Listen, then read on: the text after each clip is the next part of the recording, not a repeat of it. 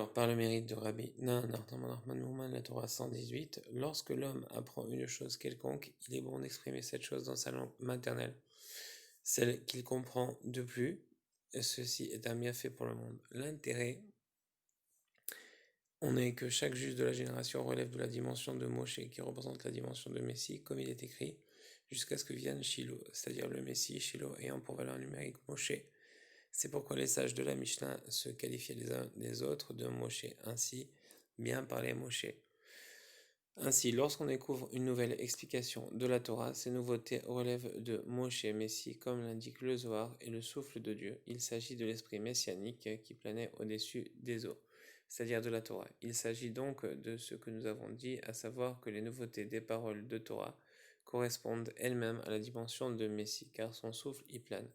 Il s'agit du souffle de sa bouche ou esprit parlant, qui traduisit ainsi âme vivante du verset de Bereshit.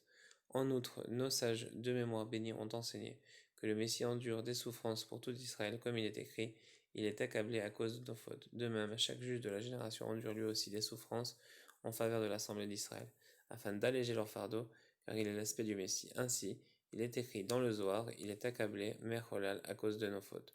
Il est devenu profane, Hol, à cause de. Ceci constitue ses souffrances. Tel est le sens de nos paroles initiales, à savoir qu'il est bon d'exprimer les choses dans la langue que l'on comprend, car grâce à cela, elle acquiert une dimension profane. En effet, lorsque l'on les exprime dans notre langue, il s'agit là d'une voix profane au regard de la source de la grande sainteté de ces paroles, telles qu'elles sont sorties de la bouche du juste en amont, des sommets les plus hauts. C'est en ceci qu'il est accablé, rendu profane.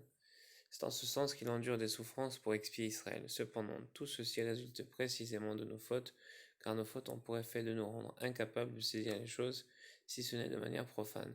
Pour cela, c'est-à-dire de les matérialiser, de rendre les choses plus spirituelles et de les rendre dans l'intellect matériel, malheureusement nous empêchant de les comprendre vraiment, et pour cela le juste endure des souffrances. Mais concernant les personnes à niveau élevé, elles n'ont pas besoin de cela, car elles saisissent les paroles du juste telles qu'elles sont sorties de sa bouche.